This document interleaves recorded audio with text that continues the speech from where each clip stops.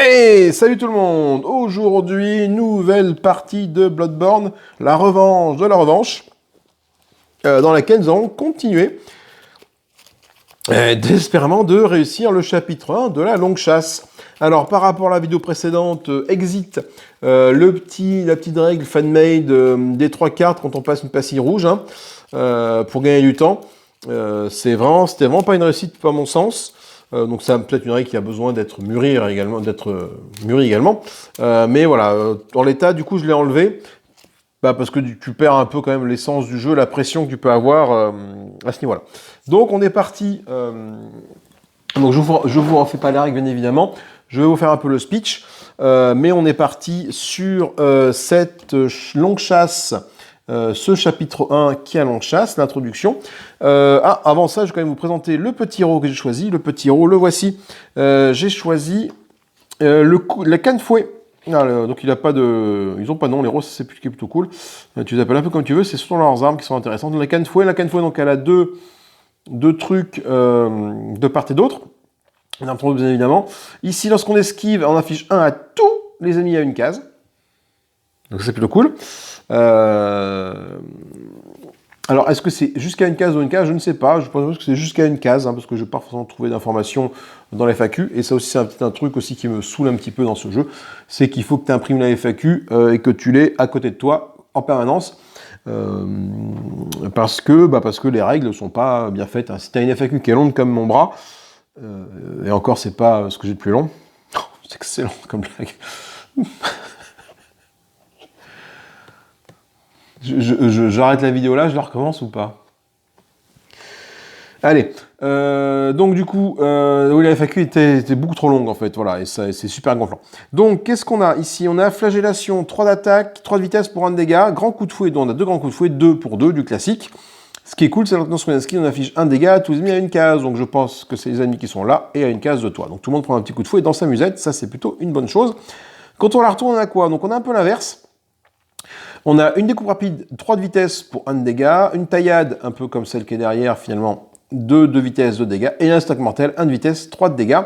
Déséquilibre affecte les ennemis à de vitesse égale. Ça, c'est intéressant, parce que normalement, ça a uniquement de vitesse supérieure. Enfin, tu ne peux pas déséquilibrer une attaque qui est supérieure à la tienne. Là, supérieur ou égal à la tienne, voilà, c'est uniquement inférieur. Là, par contre, si je fais un déséquilibré sur une taillade qui est ici, toutes les attaques qui sont de vitesse 2 ou 3 vont être annulées par ça. Et là, ça, c'est plutôt une bonne chose. Ce que j'aime bien avec ce personnage également, c'est qu'il commence avec cette arme-là. Un canon! Alors là, faut pas déconner, un canon, vitesse 1, 3 points de dégâts. Bam! Voilà, c'est un pistolet. Bon, il faut deux cartes pour le rétablir, comme un peu toutes les armes de base. Mais ça, c'est plutôt une bonne arme, bien bourrine. Donc je pense que je vais commencer avec ça, déséquilibré, avec la canne-fouet en mode épée et pas en mode fouet. Et on est parti pour cette nouvelle session de jeu de Bloodborne. Donc, la longue chasse, où qu'elle est? Elle est là. De toutes les créatures nées de la maladie bestiale, les loups-garous sont les plus honnis. Autrefois humains, ces terribles monstres sont des meurtriers aussi rapides qu'agiles. Récemment, de plus en plus de ces créatures sont apparues dans le centre de Yharnam. C'est pour cette raison que nous avons été appelés afin de découvrir l'origine de leur démultiplication et d'en oxyre autant que possible. Donc la longue chasse, on révèle ça. Les ennemis, groupe de chasseurs, serviteurs et chasseurs, loups-garous, comme d'habitude. Donc là, je vais les mélanger. Hop, un peu dans le sens qui va bien. Et les mettre sur le plateau de jeu qui est ici. Alors, fais voir. Toi, tu vas aller là. Je regarde pas. Toi, tu vas là. Toi, tu vas là. Alors là, on a le groupe de chasseurs qui est ici. On a le loup-garou qui est là. Et on a le sbire de chasseur qui est sur ce symbole-là. Voilà, on les verra au fur et à mesure quand on va révéler un peu leurs cartes, ce qu'ils font. En termes de tuiles de jeu, nous avons la lanterne de la cour qui est ici, nous avons la maison occupée qui est ici, la chapelle d'Odéon, la maison saccagée et 2 tuiles au hasard parmi tout ça. Voilà. Donc je vais prendre celle-là et puis celle-là. Voilà. Et on va mélanger tout ça de façon à avoir une pioche qui va bien. Oups là. J'ai déjà vu que j'avais le cimetière, donc ce que je vais faire, c'est que hop, je vais enlever le cimetière, remélanger le truc, et puis en piocher une autre au pif à la place du cimetière que je viens de voir. C'est pas très impactant de savoir un peu ce qu'il y a comme carte, cela dit. C'est vrai que j'ai toujours pas fait de partie avec deux chasseurs. Ça se fait plutôt bien. Dans le sens où les chasseurs s'activent plutôt bien. Après, c'est en termes de place. Ça risque de prendre beaucoup de place sur mon tapis de jeu. Tiens, je vois ça qu'on n'a pas fait quelque chose. On n'a pas fait le marché. Alors, qu'est-ce qu'on a ici? Plus 1 de dégâts quand on a abattage, quand on tue une créature. Pioche 1, soigner 1. Ça, c'est intéressant. Ensuite, ici, esquive. Piocher 1, libérer cet emplacement. Donc ça peut être assez intéressant.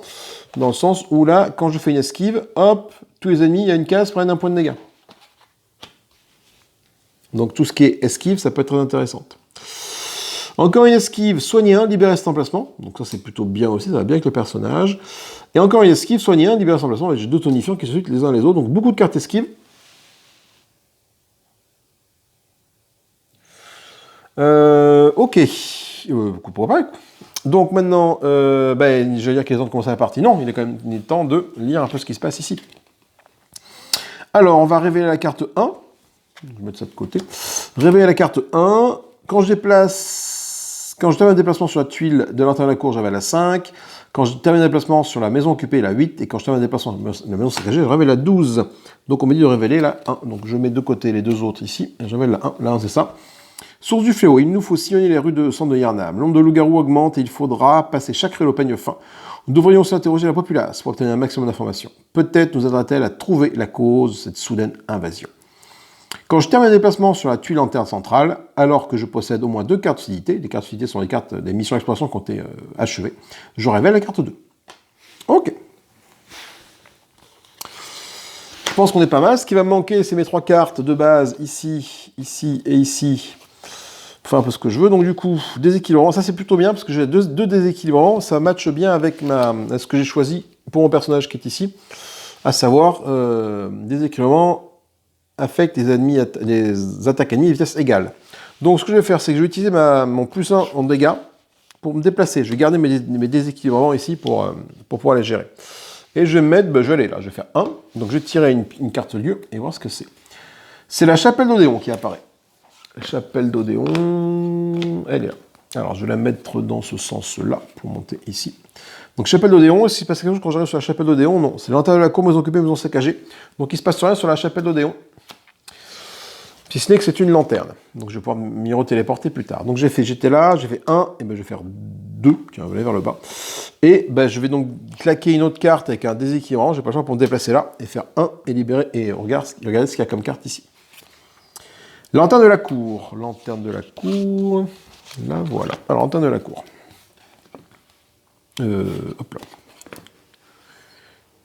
Tac. Donc, j'arrive au centre de la lanterne de la cour. Ça commence plutôt pas très très bien. Lorsque je termine le déplacement sur la lanterne de la cour, je révèle la carte 5. 5, voilà. Alors, ça me dit quoi, la lanterne de la cour? Ça me dit en chasse, donc c'est l'exploration qui s'appelle en chasse, donc quand je réussis à terminer cette mission, je vais gagner donc la carte 7 qui sera une carte lucidité. Vous apercevez une horde d'habitants, tous rassemblés autour d'un grand bûcher construit au centre de la cour. Pris entre les flammes, vous arrivez à déceler les silhouettes de plusieurs loups-garous incinérés. Un cri résonne soudain derrière vous. Un autre infecté, prompt à l'appel, la foule vous encercle. Réveillez la carte 6. Voilà la carte 6. Qu'est-ce que la carte 6? Placez un champ d'exploration sur cette carte. Lorsque le groupe de chasseurs doit mourir, retirez un jeton à la place et soignez tous ses points de vie reçus. Lorsqu'une lune rouge, on remet en jeu tout jeton retiré sur la carte. D'accord. Donc ça veut dire que là, ça commence avec un petit jeton d'exploration ici. Attends, j'ai pas fini de lire ça. Entourer la lanterne de la cour de murs de brouillard. D'accord, donc on entoure la lanterne de la cour de murs de brouillard. C'est pour m'empêcher de fuir, donc je ne peux pas aller ni par là, ni par là, ni par là. Quand on met un mur de brouillard, on met une lanterne désactivée parce qu'on ne peut pas se téléporter sur la lanterne autre que par la lanterne centrale. Et, faire apparaître un groupe de chasseurs ici. La mission s'arrête lorsque j'ai tué le groupe de chasseurs. Ok, alors, qu'est-ce que j'ai? Alors, le groupe de chasseurs, je vais le prendre. Il tape comment, le groupe de chasseurs? Est-ce qu'il tape comme un gros cochon? Alors, coup de hache, vitesse de 2, spécialité spéciale. Putain, 4 points de dégâts étourdissement avec ça. Méchante. Et À 1, votre attaque, le coup de chasseur recule d'une case, le chasseur sur la case qui vient de quitter subissent 3 points de dégâts, moins d'esquiver à 2. Alors le problème c'est que j'ai pas d'esquive, donc je suis un petit peu embêté. Donc ce que je vais faire tout de suite, je pense que je vais remettre un petit coup de canon dans la musette. Peut-être utilisé pour lancer une attaque. Sauf qu'après j'ai rien pour esquiver, cela dit. Après, lui il fait quoi? Il fait des attaques à quoi? Il fait des attaques à 2 ou à 1. Donc si je fais ça, si je fais une taillade à 2 là, automatiquement, paf, ça va le inflige 2 points de dégâts. Et ça va annuler son attaque. Par contre, après en défense, j'ai rien du tout. Donc ce que je vais faire, c'est que je vais rester comme ça. Je vais garder ça pour me défendre. Je vais mettre un petit coup de canon dans la musette. 1, 3 de dégâts. Ah bien, est-ce que c'est pertinent ou pas de faire ça? Je sais pas trop. Il fait une attaque de base. Donc il me fait un coup de fusil. Donc vu que c'est plus lent, là c'est une attaque à 1. Donc il va commencer par faire la sienne. Il m'affiche 2 points de dégâts. Par contre, moi je lui affiche 3 points de dégâts. 3 points de dégâts sur lui. Et lui, il m'en affiche 2. Je suis à 4 points de vie. Ok, et ce que je vais faire, c'est que je vais attendre. Je vais garder cette carte-là au cas où.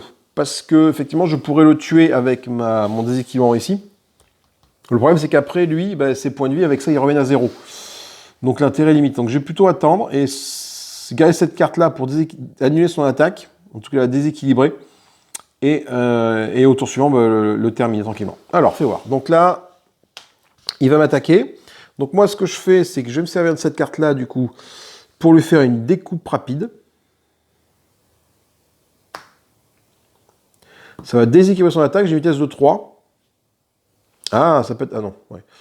Une attaque de base, non, je lui fais un stock mortel, mais ça n'a pas d'intérêt. Je vais faire une attaque comme ça. Voilà. Donc c'est lui qui m'attaque cette fois-ci. Donc je fais déséquilibrer. En fonction de ce qui va sortir là, ça peut être intéressant ou pas. C'est la spéciale. Alors, étourdissement, 4. Mais comme je suis beaucoup plus rapide que lui, j'attaque avant et j'annule son attaque. Donc je lui affiche un point de dégâts. Il tombe à 4 points de vie, donc ça retire le jeton qui est ici. Voilà. Donc ça ne le tue pas. Donc 4 points de vie, hop, ça le soigne, il n'a plus de points de dégâts et il n'y a plus de jeton ici. Et son attaque est déséquilibrée parce que c'est une attaque spéciale. L'attaque spéciale, c'est 1 de vitesse. Moi, je déséquilibre avec 3 de vitesse. On est tranquille. Tour suivant. Je lance de 1 le marqueur sur la piste ici et je pioche 3 cartes. 1, 2 et 3. Alors, on va voir. J'ai rien pour déséquilibrer l'adversaire. Ce qui peut être cool, par contre, c'est de faire ça. Je vais tenter ça. Je vais tenter une estoc mortelle. Parce que ça peut le tuer. 1 de vitesse et j'ai 3 d'attaque. Après, j'ai de quoi esquiver. S'il me fait une attaque de base ou spéciale, j'ai de quoi esquiver. Avec cette quai là. Donc je me dis, je vais peut-être le tenter comme ça. Ok, donc je fais une attaque ici, un estoc mortel, ça fait 4 points de dégâts à vitesse 1. Donc lui, il fait quoi? Il me fait une capacité. Ce jeu m'agace. Alors, à vitesse de 1. Avant votre attaque, le coup de chasseur recule de une case. Tous les chasseurs de la case qui viennent de quitter subissent 3 points de dégâts à moins d'esquiver à 2. Alors, donc, vous savez qu'il recule de une case, donc il va aller là. Et moi, je peux esquiver. J'ai une esquive, hein, donc je peux esquiver à 2, comme ça. Ça tombe bien, il me reste une esquive à 2. Et je ne prends pas les points de dégâts. Et je libère cet emplacement, grâce à mon esquive. Il me reste ça comme carte. Donc là, mon estoc mortel, vu qu'il n'est plus dans ma zone, je pense que mon attaque tombe dans le vide, hein, grosso modo. Il a esquive en attaque. Et c'est donc soit à moi de jouer, soit à lui de jouer. Alors soit je garde ça pour piocher une carte, en me mettant là, mais si je me mets là, le problème c'est que lui, quand il va venir m'attaquer, qu'est-ce que je peux faire avec ça? Soit je retourne ça, fais voir si je retourne ça, c'est quoi?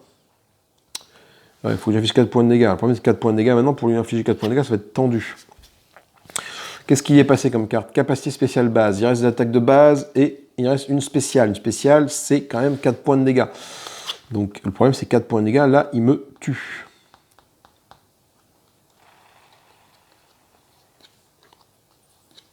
Je temporise, je garde ma carte dans la main, je ne peux pas faire grand chose que de temporiser malheureusement, parce qu'au pire je me sers de ça pour bouger, mais je vais sur lui.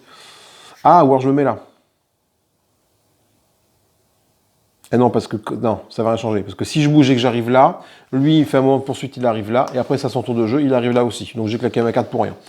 Donc ça n'a pas d'intérêt. Donc je vais plutôt rester comme ça et puis le faire jouer lui, tout simplement. Donc lui, il joue, il arrive ici. Est-ce que je fais ça pour... Oh, je vais quand même faire ça pour la 2 points de dégâts, on sait jamais.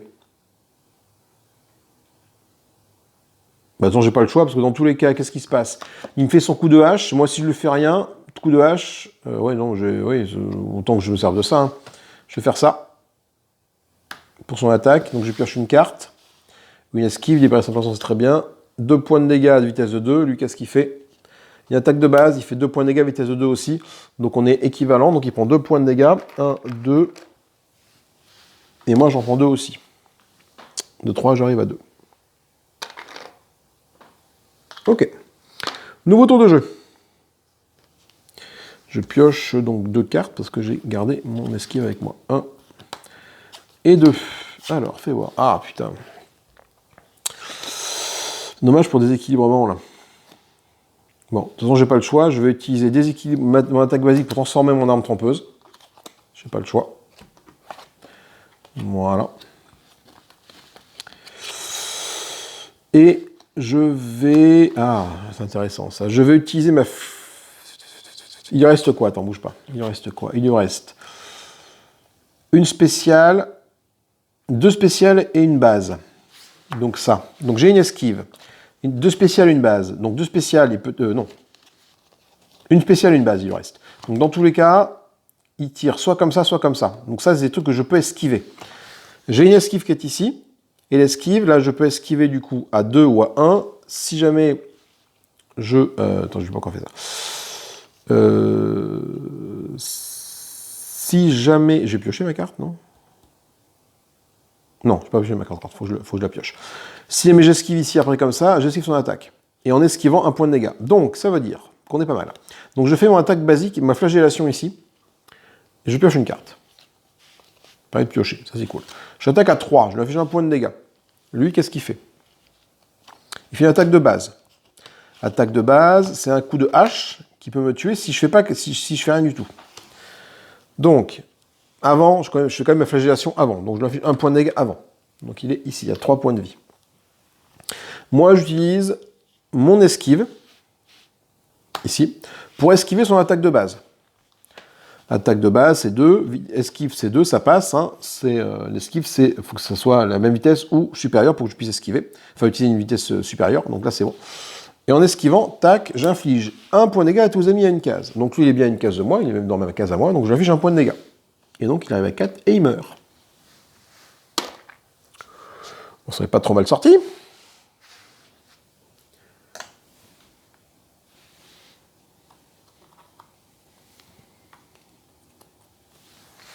On s'en est pas trop mal sorti. Du coup, hop, hop, révéler la carte 7 quand j'ai fini la mission.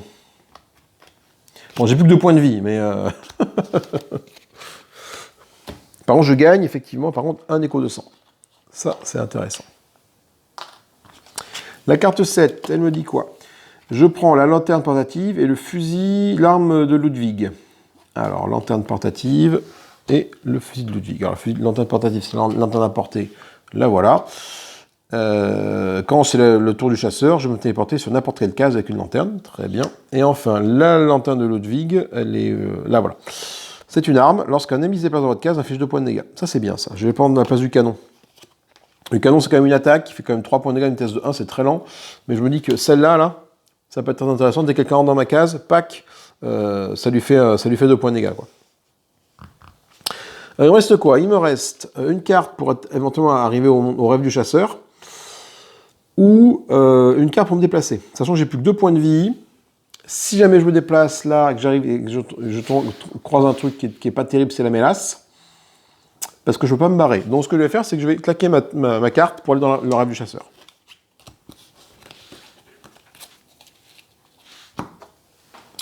En allant dans le rêve du chasseur, j'augmente de 1 le tour qui est ici.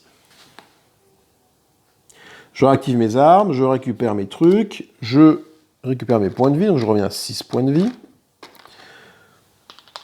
Et je vais pouvoir faire un achat. Alors, fais voir. Esquive, soigner 1, libérer cet emplacement, c'est bien. Ou esquive, piocher 1, libérer l'emplacement. L'abattage, ça m'intéresse pas plus que ça. Piocher un, soigner un. Même si ça fait plus 1 de dégâts à une attaque. Plus 1 de dégâts à une attaque, ça veut dire que mon estoc mortel peut permettre de one-shot quelqu'un, cela dit.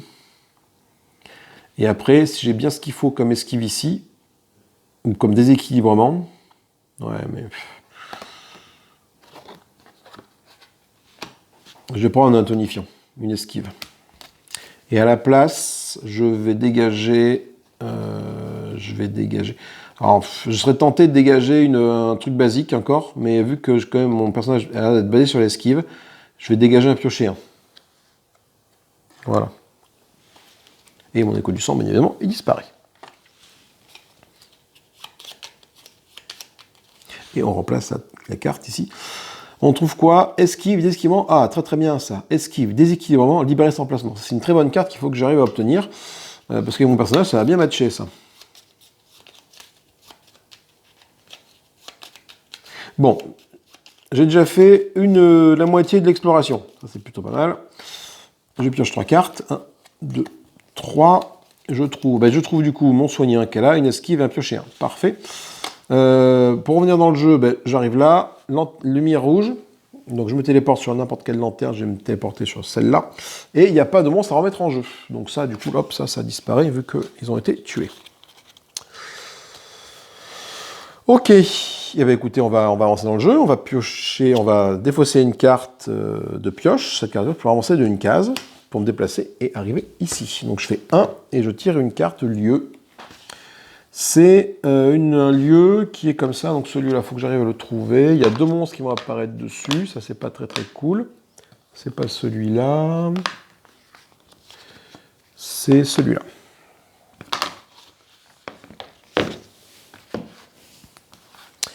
Et je le mets, je le mets comme ceci.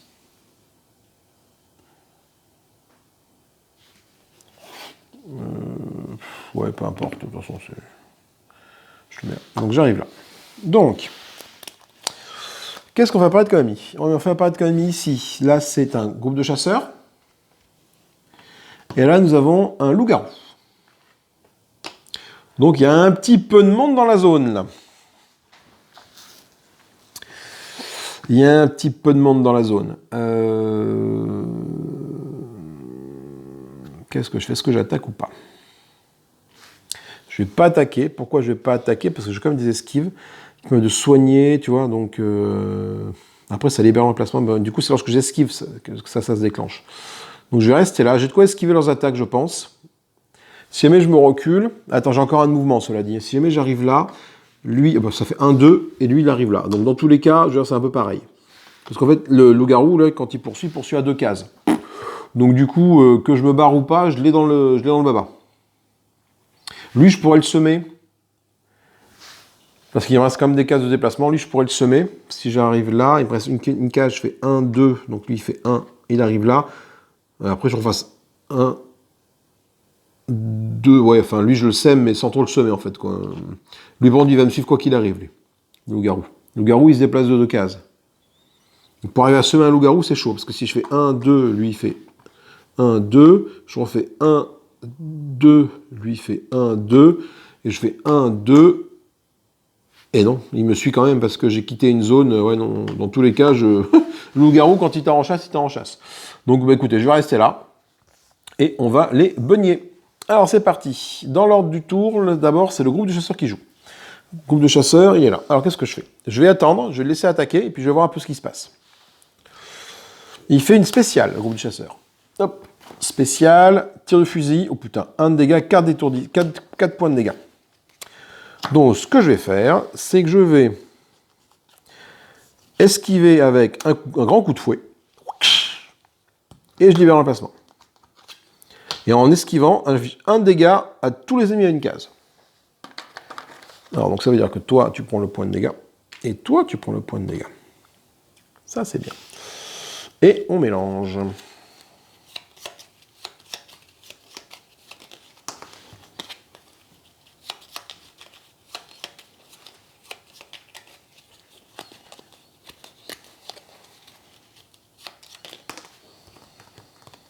Et du coup, il va me rester le loup-garou après, à s'activer maintenant.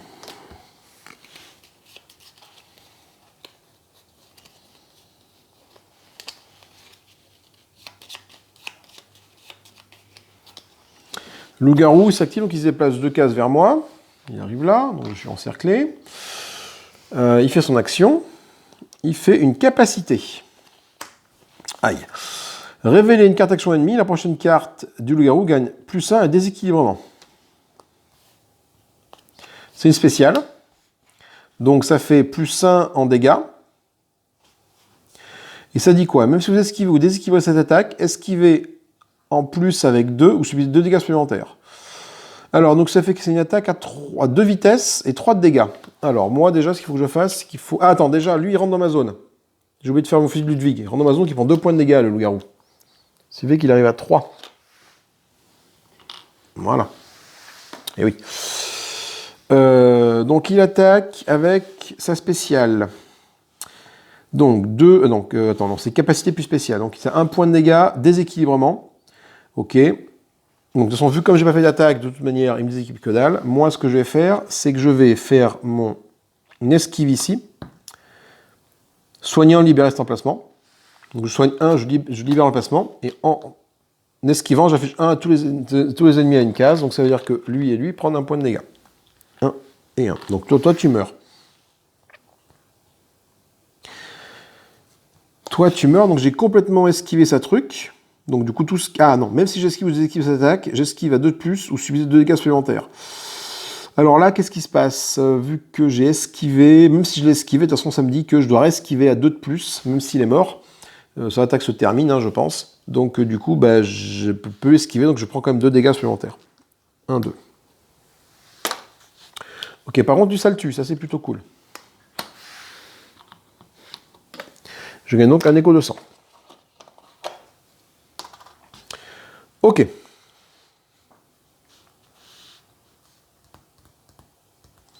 Nouveau tour de jeu. Touc. Donc il ne me reste plus que le groupe de chasseurs qui est devant moi.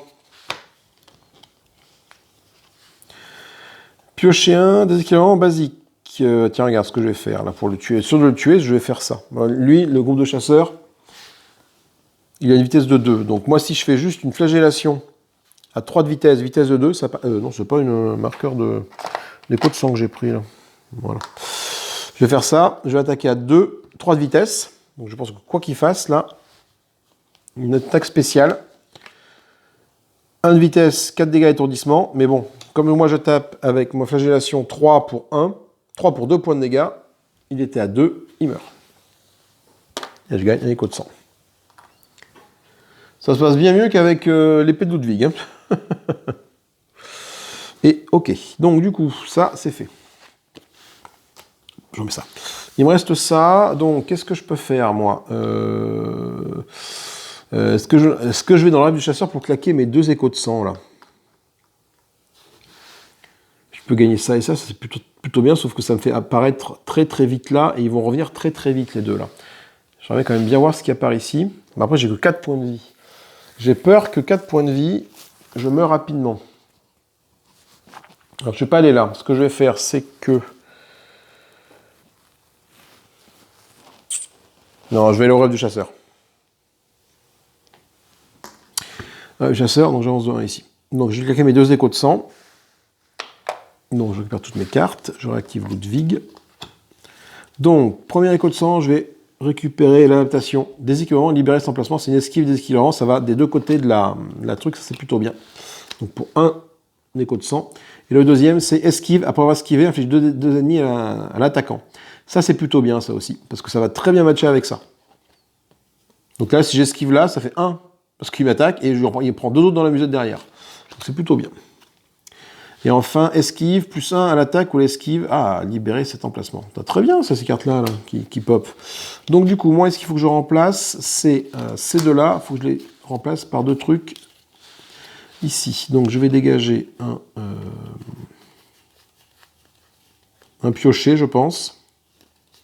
Et je dégage tous mes piochers. Je ne sais pas si c'est une bonne idée de dégager tous mes piochers. Je ne sais pas si c'est une bonne idée de dégager toutes mes cartes piochées. Ça veut dire que du coup, quand je vais jouer, je n'aurai que 3 cartes. Je ne pourrai pas piocher de cartes. Et dans ce genre de jeu, j'ai envie de dire que piocher, c'est quand même gagner, quoi, tu vois. Je suis pas... Ouais. Allez, du coup, je vais mettre de ce côté-là, là, comme ça, déséquilibrement affecte les ennemis également, comme ça.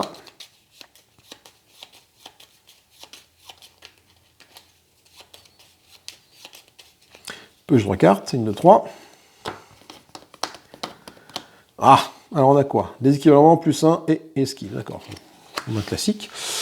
Je vais réapparaître sur l'antenne centrale. Ce faisant, par contre, j'avance de 1 le niveau ici. Et le tour est parti. Alors, par contre, je vais partir vers le haut cette fois-ci. Donc, je déplace un peu ça vers le bas. Je vais me déplacer. Je vais utiliser mon plus 1 ici pour me déplacer. Non, je vais utiliser mon déséquilibre. Mon déséquilibrement ici. Allez, déséquilibrement ici. Pour aller là. Pourquoi j'utilise mon déséquilibrant? Parce que je me dis que mon plus 1, si jamais je tombe sur un monstre qui a 4 points de vie, je peux le tuer et je peux esquiver juste après derrière. Donc j'arrive là. Là, on va tirer une carte lieu, on tombe sur la fenêtre barrée. La fenêtre barrée, c'est encore un truc avec 2 ennemis. Et c'est pas trop ce que je cherche, c'est pas trop des cartes qui font avancer mon schmilblick, cette histoire. La fenêtre barrée, elle va... Ah non, 2 ennemis, non, il y a un ennemi et un coffre. Donc je vais l'amener là. Donc là, l'ennemi, c'est un loup-garou qui apparaît. Et on a un coffre à côté. Alors, je vais pas récupérer mes points de vie. Et on a un coffre ici. Tac.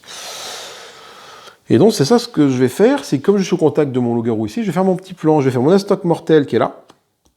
Pour l'instant, j'ai 4 points de dégâts. Attends, il reste quoi là?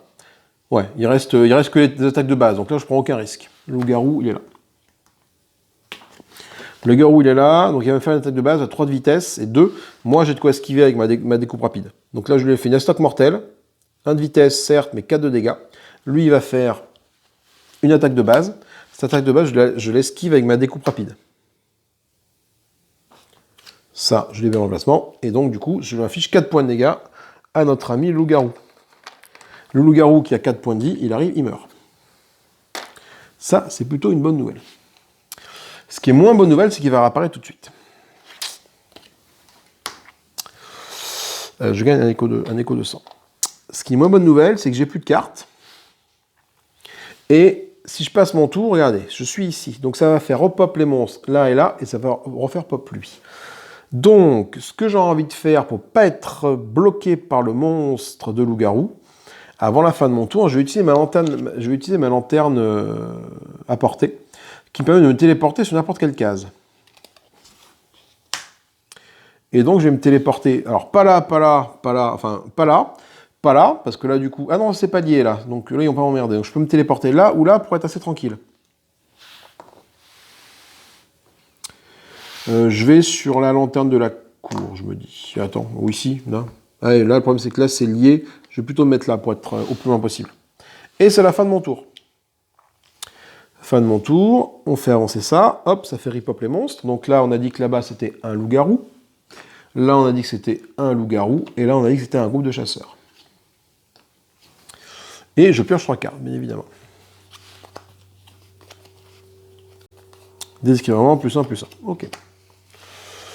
Ce qui m'embête un petit peu, c'est quoi? C'est que là, déséquilibrement, ouais, non, je mange deux déséquilibrements, là, j'ai des trucs à faire ici. Donc je vais utiliser mon plus 1 en dégâts pour me déplacer, parce que je vais envie de garder mes déséquilibrements pour contrer leurs attaques, et me déplacer ici. Donc je vais faire 1, 2. Donc là, je n'aurai pas forcément de solution de fuite. Je tombe sur la maison saccagée. J'ai encore moins de possibilités de fuite. La maison saccagée, on commence à la connaître, celle-là. C'est celle qui est là, qui arrive comme ça, en cul-de-sac, et qui me fait apparaître un sbire du chasseur ici, un groupe de chasseurs ici, et 2 petits coffres.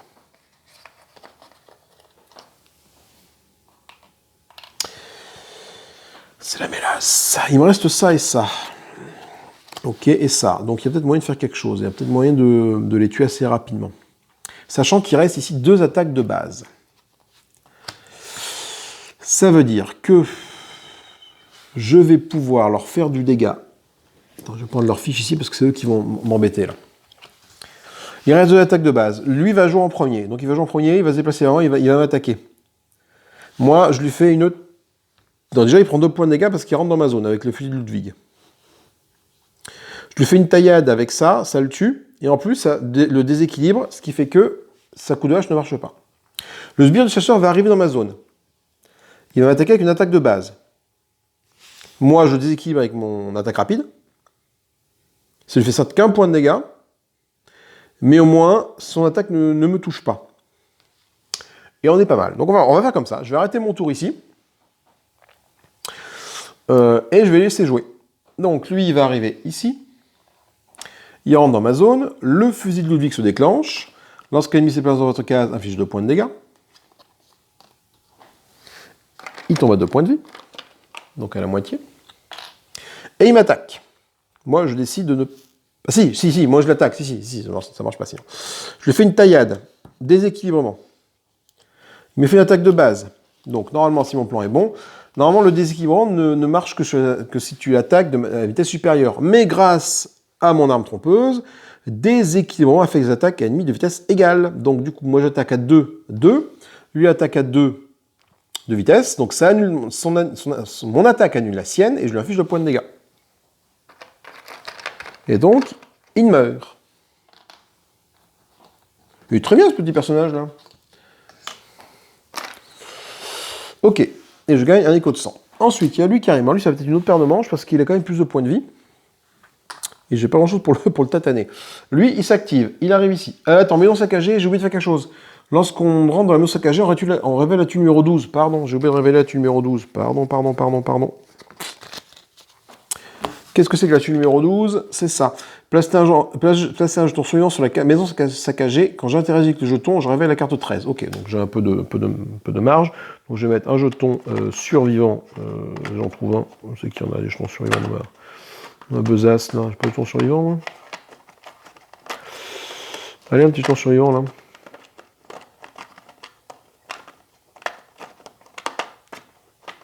C'est dingue ça de pas arriver à trouver un jeton survivant.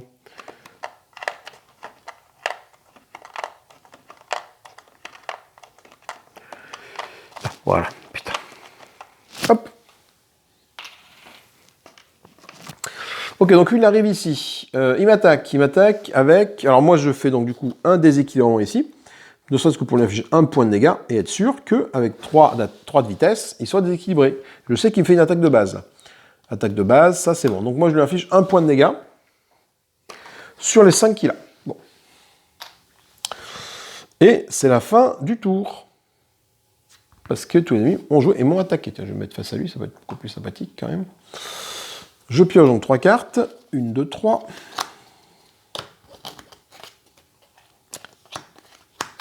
Ça c'est plutôt cool. Donc, attends, enfin juste... Attends, si. Là j'attaque, il faut que je fasse 4 points de dégâts. Faut voir ce que je fais. Quand j'esquive, grosso modo, il prend un point de dégâts. Donc j'ai 2 cartes esquive. Donc je vais pouvoir lui mettre mon attaque plus 1, 2. Donc faut... Attends. Donc ça va lui faire 1, 3. Faut que je fasse une attaque à 2.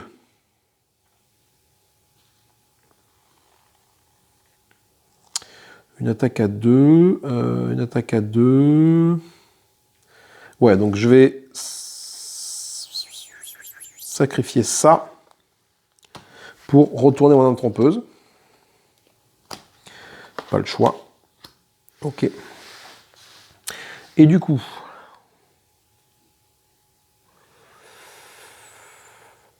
je vais l'attaquer avec un grand coup de fouet, avec ça, pour l'infliger 2 points de dégâts.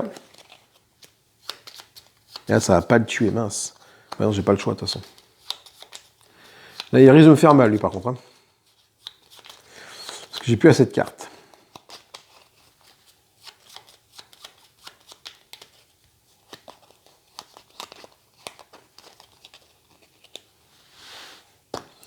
Donc, je l'attaque un grand coup de fouet. Il lui fait quoi? Il fait une spéciale. Putain. Sa spéciale, la vitesse de 3, déséquilibrement. Donc, ce que je vais faire, pour être sûr de ne pas me la prendre dans la musette... Attends, du coup, je libère l'emplacement déjà. Enfin, je le libérerai à la fin parce que ça va pas me rappeler. Sa spéciale, c'est un coup de brique. 2 points de dégâts à déséquilibrement. C'est qu'il annule mon attaque si elle a une vitesse plus basse, ce qui est le cas. Donc, je vais faire une esquive pour ne pas me prendre ces 2 points de dégâts. Même si est-ce que c'est une monnaie, je ne sais pas trop. On va voir. Donc, ce qui se passe, une esquive, je libère l'emplacement pour esquiver son attaque. En esquivant, je lui affiche un point de dégâts. D'accord ?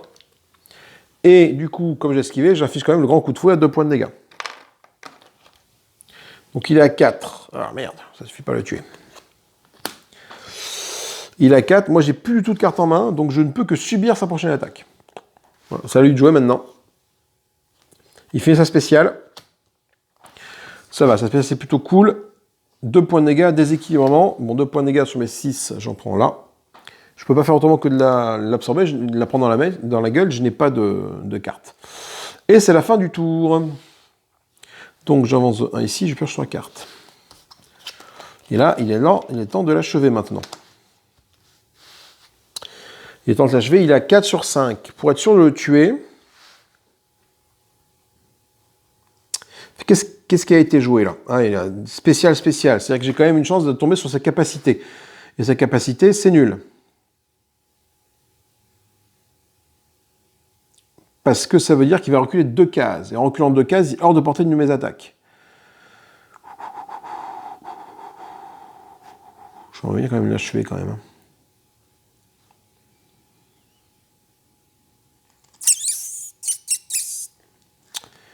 Je vais garder mon déséquilibrement pour tout à l'heure. J'ai une chance sur 3 qui est la capacité. Une chance sur 4 qui est la capacité. Hein. Donc je me dis, j'ai quand même une chance de l'achever, quoi. Donc je vais tenter ma flagellation ici. Avec juste un petit point de dégâts, c'est ce qui manque pour le tuer. Un point de dégâts. Alors lui, qu'est-ce qu'il va me faire? Base, c'est bon. Donc une vitesse de 1 pour 3 points de dégâts. Moi, j'ai une vitesse de 3 pour 1 point de dégâts. Ça suffit quand même de le tuer. Parce qu'il était à 4 points de vie. Et là, il meurt.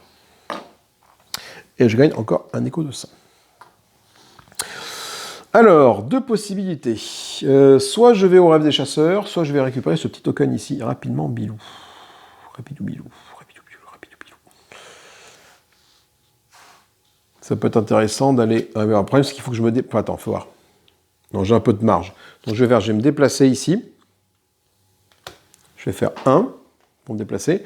J'utilise mon autre carte qui est ici pour interagir avec tout ce qu'il y a dans la case. Donc je vais interagir déjà, je vais récupérer les 2 tokens et après j'irai parler à la nana. Donc premier consommable que je récupère, c'est quoi? Plus 1 attaque, papier de feu. Ça rajoute un petit boost d'attaque, très bien.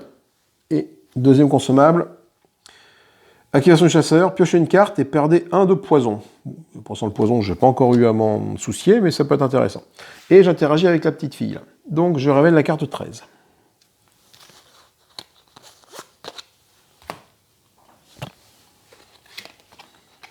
Carte 13. Vous approchez de l'âge de la fille, soudainement elle se met à courir et se précipite dans la rue, ses yeux remplis de terreur. Éloignez la survivante de 4 cases en révélant de nouveaux lieux si besoin. À la fin de chaque tour, elle se voit une case du chasseur le plus proche. Sans qu'un ennemi n'en poursuive une peine à votre case, terminez un déplacement sur la case où se trouve le jeton survivant. Donc il faut que j'éloigne de 4 cases de moi. Donc elle est là. Et en révélant de nouveaux lieux si besoin. Alors, fais voir. 1, 2, 3, 4, ou alors 1, 2, 3, 4. Je sais pas quel est pire, parce que là, attention, là c'est un cul-de-sac, elle ne va pas aller bien loin, donc je vais peut-être l'amener là, comme ça après elle a tendance à se barrer. Voilà. Sans qu'un ennemi poursuive une pénètre de votre case, terminez son déplacement sur le jeton pour terminer la mission. Révélez la carte 14. Donc il faut que j'arrive jusque là. D'accord. Donc est-ce que je peux pas y aller? Si, tu vas voir un petit peu ce que je... Ah bah non, là, j'ai utilisé ma lanterne à portée, j'ai plus de lanterne à portée. Rêve du chasseur, je peux pas y aller parce que j'ai plus de cartes en main, donc c'est la fin du tour. J'avance de 1, je pioche 3 cartes. Donc il faut que je me crapahule de cette maison saccagée rapidement avant que j'atteigne une pastille rouge, sinon ils vont réapparaître les lascars. 1, 2, 3. Alors, comment je fais pour la rattraper assez vite, elle? Fais voir, parce qu'elle a tracé. Hein. 1, 2, 1, 2. Oui, c'est bon. Ok, donc je vais utiliser mes 2 cartes basiques pour faire 2 mouvements. Donc, 1, 2, 1, 2. Et sans qu'un ennemi en poursuite pénètre votre case, parce que les ennemis en poursuite, personne ne me poursuit ici. Je les ai flingués. Là, c'est bon aussi, ils passent pas par là. Là, ils m'emmerdent pas.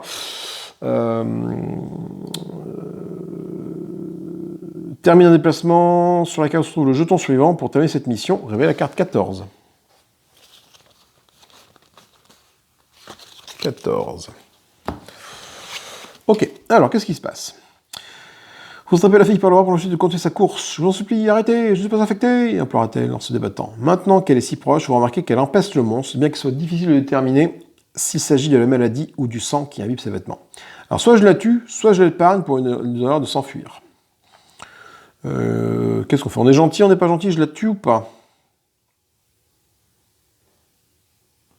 Ah non, allez, je dis s'enfuir. Allez, je suis bon. Je suis bon. Allez, donc on révèle la carte 16. Je gagne inconsommable et la rune de Karim de Vision. Vous examinez le regard de la jeune fille, percevez son humilité et sa terreur. La chapelle de Néon, c'est tout ce que vous dites avant de relâcher votre entrainte. En tour de sanglots, elle hoche la tête et s'enfuit dans la nuit. On y est déjà. Donc je gagne inconsommable et une rune de Caril. Alors inconsommable. Je gagne quoi? Consommable, marque du chasseur téméraire, activé, je me téléporte sur n'importe quelle case. Ok, ça c'est bien, c'est comme un Valentin à portée. Et je gagne la rune de Caril, la rune de vision. Alors fais voir, rune de vision. Vision, là voilà. Qu'est-ce que m'offre cette rune? J'échange une carte de ma main contre une carte de ma défausse. C'est intéressant, ça, tout à fait. Ok, il me reste quoi? Il me reste ça. Donc ça, c'est fini. J'ai mes 2 cartes exploration. Donc ce que je vais faire, c'est que je vais peut-être pas traîner. Je vais aller au rêve des chasseurs tout de suite. J'ai 3 trucs à claquer. Donc je vais au rêve des chasseurs. Donc je me soigne. Donc attends, le rêve des chasseurs, déjà, j'augmente ça de 1. Ok, donc toi, ça avance vite. Hein. Ça avance vite là. Je vais mettre ça ici. Je vais réactiver à Ludwig. Je vais réactiver ça comme ceci. Voilà, bon, c'est un truc qui permet de téléporter. C'est comme la marque sur téméraire, je peux me téléporter. Et je vais pouvoir acheter des trucs. Alors, fais voir. J'ai 3 runes du chasseur. 3 échos de sang, pardon. Soigner 1, libérer 1. Alors, esquive, ça fait quoi? Plus 1 à l'attaque ou à l'esquive, plus 1 de vitesse à l'attaque ou à l'esquive. Donc ça veut dire que mon grand coup de fouet, par exemple, ici, peut passer à 3, c'est bien. Ou mon espoir mortel peut passer à 2. Ça, c'est pas mal, ça. C'est pas mal. Quel intérêt? Oui, c'est que je peux attaquer simultanément avec quelqu'un qui a une vitesse de 2. Et là, je peux faire une esquive de 3, et dans cette case-là, je peux esquiver. Ouais, je peux esquiver pas mal, c'est bien ça. Après, j'ai du soin quand j'esquive. Piocher un, libérer son placement. Je vais faire la tactique. Plus 1. Donc déjà, c'est une esquive, donc ça va bien marcher avec ça. Donc ça me coûte un écho de sang. Ensuite, nous avons quoi?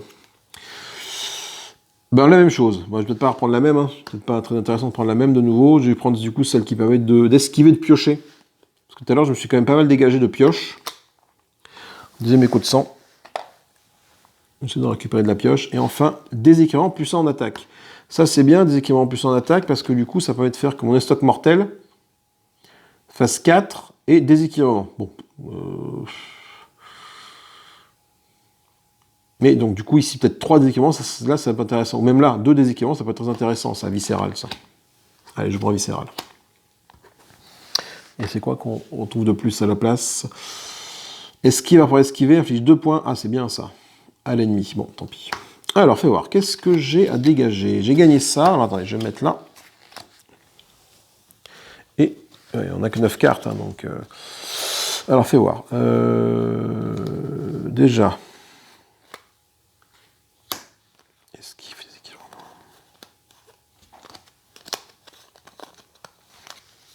Il faut que j'en dégage 3. Un cœur, une main, je me dégage de mes deux basiques qui font plus 1 de dégâts. Je ne sais pas si c'est bien pertinent, mais sachant que j'en ai quand même plus 1 ici. Ah, mes 3 basiques, il y a plus 1 de dégâts. Allez hop, voilà. C'est un personnage qui est basé peut-être sur l'agilité, donc je me dis que, bon, plus 1 de dégâts, mieux j'esquive, mieux je me porte. Parce que c'est vrai que j'aurais beaucoup de cartes d'esquive, hein, là. Esquive, j'en ai 1, 2, 3, 4, 5, 6, 7, 8. 8 esquives et 4 esquivements dans mon jeu. Ça peut être très sympa avec ça, quoi. Bon, alors attends, par contre, j'ai oublié de mettre mon chasseur ici. Voilà. On mélange et on va faire un tour suivant. Donc, tour suivant, bah, du coup, je danse ça là, je pioche 3 cartes et on verra apparaître les petits monstres où il faut. Donc, ça veut dire qu'ici, là, toi, tu bouges pas, toi, tu bouges pas, tu bouges pas. Là, je remets 2 trésors.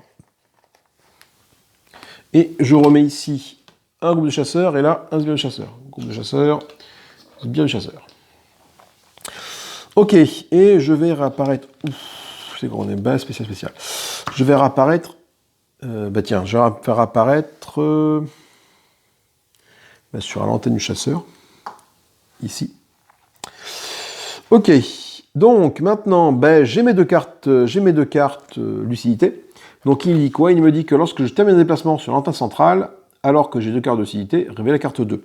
Donc, je vais pas regarder mes cartes. C'est quoi? C'est esquive, esquive, esquive. Ok, bon. Je vais utiliser un esquive pour me déplacer sur la truc du chasseur, donc arriver là. Voilà. Ce que je me trompais à la partie précédente, c'est que en fait, le fait de se téléporter n'est pas considéré comme un mouvement. Pour déclencher l'événement, en tout cas celui-là, il faut que je termine un déplacement sur la lanterne qui est ici, et donc ça équivaut à faire ça. Donc je vais faire 1, 2, je vais faire 1, 2 par exemple. Donc je fais ça, je reste là. Je reste là parce qu'on ne sait pas trop ce qui va arriver comme saloperie. Alors je révèle la carte 2. C'est ça, hein? Oui. La carte 2, donc on va dire révéler la carte 3 en même temps. Déjà, ok, ça commence bien. Alors, fais voir, je vais la mettre devant moi. La carte 2, des sons de pas de griffus dévalant le pavé. Vous retenez juste à temps pour apercevoir un loup-garou, bien plus imposant que les autres, qui vous fonce dessus, son regard brillant d'une lueur bleutée inhabituelle. Révéler la carte 3. Donc, on me dit de placer un jeton exploration sur cette carte. Bon, ok, c'est du classique. Hein. Ok. Lorsque le loup-garou doit mourir, retirez le jeton à la place, il soigne tous ses points de vie. Et la capacité du loup-garou, qui est ici, cette capacité, ce n'est plus de faire une action ennemie et la prochaine attaque gagne plus 1 déséquilibrement. Sa capacité, c'est de faire une attaque une griffure fugace à plus 1 dégât. Donc ça fait 3 de vitesse, 3 de dégâts. Qui ne veut pas être déséquilibré et qui gagne déséquilibrement et étourdissement. Ok. Bon, ok. Par contre, ça ne peut pas être esquiver, mais ça peut être esquivé. Donc, du coup, à 3 d'esquive, je peux esquiver. Et j'ai des trucs qui permettent d'esquiver. Donc, ça, c'est plutôt cool. D'accord, et on révèle la carte. Donc, je mets un loup-garou, autant pour moi. Peut-être que je mette un loup-garou sur la carte, hein, effectivement. Là. On l'entoure de murs de brouillard. Donc, pour pas que les autres ennemis viennent m'embêter pendant mon combat, s'il vous plaît. C'est déjà assez compliqué comme ça. Comme c'est un mur de brouillard, on va mettre un petit token de lanterne cassée ici. Voilà. Et puis, c'est tout. Ce qui est déjà pas mal. Et qu'on termine la chasse, on révèle la carte 4. Ok, quand j'aurai fini la chasse. D'accord. Alors. Bon, et bien ce que je vais faire, c'est que je vais attendre qu'il me charge, parce que j'ai quand même mon fusil de Ludwig, et qui me dit que lorsqu'un ennemi se déplace, il prend 2 dégâts. Donc je me dis que ça peut être sympa. Donc j'ai raté mon tour ici. Enfin, d'un autre côté, il reste 1, 2, 3 tours. Hein. Donc faut pas traîner 3 tours, sachant qu'il a 4 points de vie. On retire le truc, il a 9 ou 4 points de vie. D'accord. Bon. Alors je vais le laisser me charger. Il vient sur moi, il rentre là, donc il prend 2 points de dégâts tout de suite grâce à mon fusil de Ludwig. Ça, c'est plutôt cool.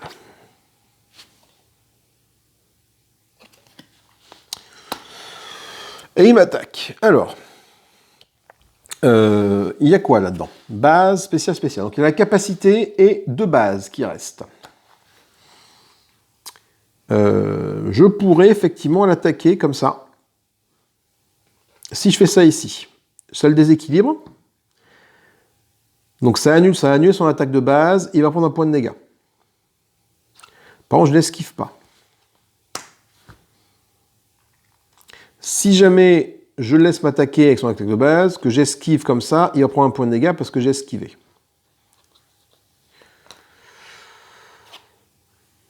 Et de toute façon, il ne fera qu'une attaque. Donc autant l'attaquer parce que j'ai encore une esquive en main. Donc ce que je vais faire, c'est que je vais faire un grand coup de fouet ici. Ah non, je pourrais. Ah oui, non, j'esquive pas. Attends. Ah oui, non. Ou alors je temporise encore un coup et je le laisse m'attaquer, quoi. Ouais, je vais le laisser m'attaquer. Je vais le laisser m'attaquer. Donc du coup, alors qu'est-ce que je fais pour laisser m'attaquer? Je fais rien de tout ça. Ah oui, non, attends. Si. Donc du coup, moi, je l'attaque pas, mais lui, il va m'attaquer. Donc fin de mon tour de chasseur, début du tour des monstres. Donc lui, hop, il est sur moi, il m'attaque. Et c'est là que je choisis de contre-attaquer. Donc je vais contre-attaquer avec un déséquilibrement ici. Et donc, parce qu'après, je pourrais pas esquiver, cela dit, si je fais ça. Donc ça n'a pas trop d'intérêt, en fait, d'avoir fait ça. Parce que si je fais ça là, déséquilibrement, ça marche pas. Bon, je lui inflige 2 points de dégâts. Ah oui, si, 2 points de dégâts, et du coup, je peux esquiver avec ça. Si, on fait comme ça. Alors, on va y arriver. On va y arriver. Donc, du coup, ça fait grand coup de fouet, 2 points de dégâts, déséquilibrement, libérer son placement. Donc, je libérerai après pour me rappeler que c'est ça. Lui, il fait quoi? Il me fait une attaque de base. L'attaque de base, c'est 3 pour 2. Donc, déséquilibrement ne fonctionne pas parce que j'ai une vitesse inférieure. Donc, il m'affiche d'abord 2 points de dégâts. 2 points de dégâts, moi, ce que je fais, c'est que j'esquive avec ça. Parce que j'ai une vitesse de 3. Sa griffure, c'est une vitesse de 3 aussi. Donc, en esquivant, je lui affiche un point de dégâts. Ok. Il ne m'affiche pas de point de dégâts. Moi, du coup, mon grand coup de fouet se déclenche. Je libère son emplacement. Ça lui fait 2 points de dégâts. Et il meurt. Enfin, il meurt. Il arrive à 5 sur 4. Il se soigne. Et on retire le token. Et on arrive à un nouveau tour de jeu. Bon, en fait, je me rends compte qu'il faut mieux attendre qu'eux m'attaquent plutôt que l'inverse. Alors, qu'est-ce que j'ai ici? Ah bah tiens, je pense qu'on va être bien là. On va être bien. Il reste quoi là-dedans? Là-dedans, il reste l'attaque de base ou la spéciale. Ou la capacité. Alors, la capacité, l'attaque de base, qu'est-ce qui se passe? L'attaque de base, c'est bon, c'est 3 pour 2, j'ai 6 points de vie, je peux l'absorber. Je peux l'absorber, moi je fais genre un... Si je fais un déséquilibrement ici, son attaque est annulée, il prend un point de dégâts. Sauf qu'après, je peux plus esquiver ses capacités. Après avoir esquivé, affiche 2 à l'ennemi. Ça c'est bien. Ça, je vais la garder quand je vais vraiment esquiver ça. Parce que du coup, ça fait 2 et 1, 3. Donc, il faut vraiment que je lui inflige au moins un point de dégâts. Donc, ce que je vais faire, c'est que je vais, pour au moins lui infliger un point de dégâts... Attends. Est-ce que je peux pas utiliser ma rune de vision? J'ai changé une carte de ma main contre une carte de ma défausse. Je vais faire quelles sont mes cartes de défausse intéressantes, là? Aucune. Ah, c'est déséquilibrement et libérer l'emplacement. Ça, c'est intéressant. Je vais échanger ma basique d'équilibrement contre ma basique esquive, celle-là. Voilà. Avec ma rune de vision. Ma rune de vision me permettait d'échanger une carte de ma main contre une carte de ma défausse. Donc j'ai gagné ça. Et là, ça devient intéressant. Là, je tente ça. Ici, comme ça, je vais libérer l'emplacement et déséquilibrement, c'est une attaque qui fait 1 point de dégâts. Vitesse de 3. Capacité, mince. Mince. Du coup, bon, je libère l'emplacement. Donc j'ai fait ça. Donc j'ai 1 point de dégâts dans la butette. Là, il fait sa capacité. Capacité, il attaque griffe fugace qui affiche plus 1 de dégâts, ne peut pas être déséquilibré et gagne déséquilibrement et étourdissement. Donc, blessure fugace plus 1 point de dégâts qui ne peut pas être déséquilibré. Par contre, ça peut être esquivé. Ça peut être esquivé. Parce que moi, c'était ça. Donc, j'ai libéré l'emplacement, certes, mais il y avait déséquilibrement. Donc, je ne peux pas déséquilibrer la griffe fugace. Donc, il faut uniquement que je puisse l'esquiver. L'attaque à 3, j'ai pas le choix. Donc, ce que je vais faire, c'est que je vais l'esquiver comme ceci. Il gagne déséquilibrement. Non, c'est là. Il gagne déséquilibrement et étourdissement. Cette attaque. Donc c'est comme s'il y avait déséquilibrement et étourdissement ici en plus. Donc c'est une 3, déséquilibrement et étourdissement. Et oui. Donc moi ce que je fais, c'est que j'esquive son attaque avec ça. Je peux le faire parce que je suis à 3. Il n'y a rien qui m'empêche, qui me dit qu'il ne peut pas être esquivé, elle ne peut pas être déséquilibrée, mais elle peut être esquivée. Donc je l'esquive, ce qui fait que j'inflige 1 point de dégâts parce que je l'ai esquivé, avec ça. Et je lui inflige 2 points de dégâts à l'ennemi attaquant, parce qu'après avoir esquivé, j'inflige 2 points de dégâts.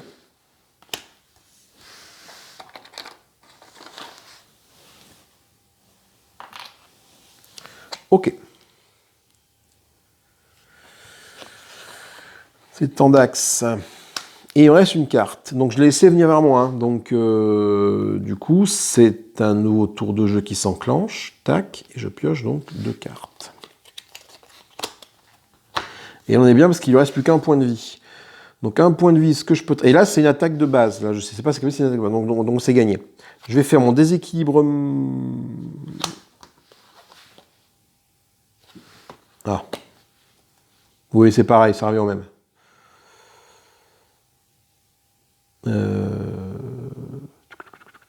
Je vais assurer le coup. Je vais faire mon esquive ici pour retourner mon arme trompeuse ici, la mettre en canne. Et je vais faire un déséquilibrement basique ici. 1, 2, 3, 1 de vitesse. 1 de dégâts, 3 de vitesse, 1 de dégâts. Là, il me fait quoi? Il me fait une attaque de base. Griffure fugace. Là, déséquilibrement avec les attaques à vitesse égale. Donc du coup, cette attaque-là, déséquilibrement adversaire, donc je lui fais un point de dégâts. Il meurt. Ok, cool.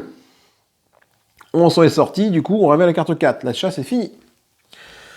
Je gagne le fragment de pierre de sang et la rune de Karine, la lune. Donc fragment de pierre de sang et la rune de la créature pousse un dernier rugissement avant de s'écrouler en expirant. Au loin, vous apercevez une meute de ses congénères qui observent la scène. Vous préparez à les combattre, mais il tourne les talons et s'enfuit, s'enfonçant plus loin dans le quartier. Et donc une rune de Karine, la lune. Là, voilà. Alors ça fait quoi?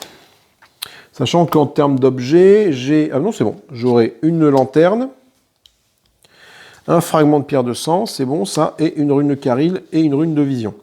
La rune de vision, on a vu que ça me permettait de récupérer une carte de la fosse. La rune de pierre de sang, c'est quoi? La rune de pierre de sang, fragment de pierre de sang, je le mets sur un emplacement et ça fait +1 à l'attaque. Ah cool, c'est que mon descente mortelle ici fait par exemple déjà 4 quand je la lance. Très très bon ça. La rune de Caril, la lune, ça fait quoi? Si vous mourrez, je conserve un écho de sang. Dépensez-le immédiatement une fois au rêve. D'accord. Ah oui, donc là j'ai gagné un écho de rêve, mais bon, la partie s'arrête tout de suite, donc un écho de sang, donc il n'y a pas de souci. Ok, bon, et voilà. On a enfin réussi à passer cette longue chasse épisode 1. On est pas mal équipé. Et du coup, je pense qu'on va se tenter l'épisode 2 d'ici peu de temps, quoi, voir un peu comment ça se passe. On a un personnage qui tourne pas trop mal. On a quelques consommables qu'on n'a pas utilisés. Ça, c'est plutôt bien. Et on a le fusil de Ludwig qui est quand même une arme très sympathique. Ok, donc j'espère que j'ai pas commis trop d'impairs, trop de boulettes dans cette partie. J'en ai sûrement commis, mais bon. Donc on va garder ça, ça et ça pour la prochaine partie, parce que je crois qu'il faut qu'on garde les choses qu'on a fait de ça.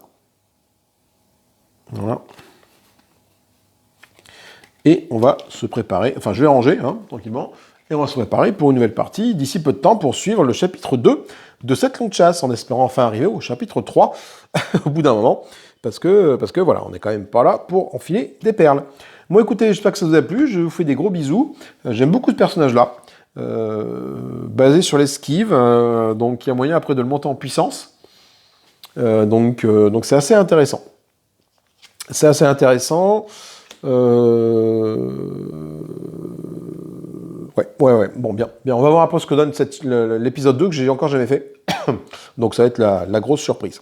En tout cas, moi, j'espère que ça vous a plu. Amusez-vous bien, partagez, commentez, likez. Lien Facebook, lien Discord, lien Tipeee. Je vous fais des gros bisous. Salut, salut!